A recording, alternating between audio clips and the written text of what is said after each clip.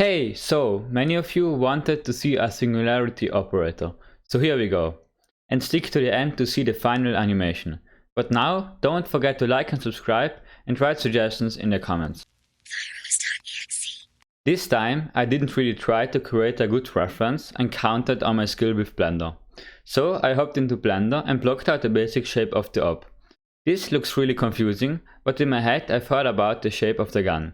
Then I repositioned some of the parts and I added the scope. If you're interested how I create a singularity look, by that I mean the geometric shapes, I used the decimate modifier on normal geometry.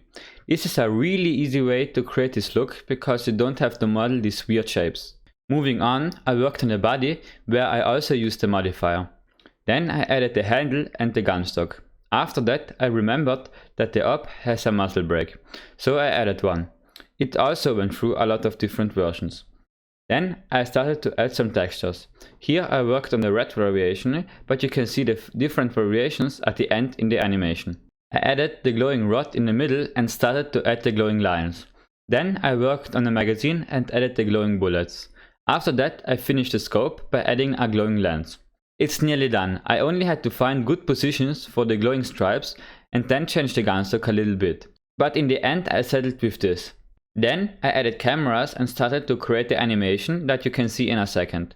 But before, don't forget to like and subscribe and follow me on Twitter at Thyros_exe. Now enjoy and we see us next week.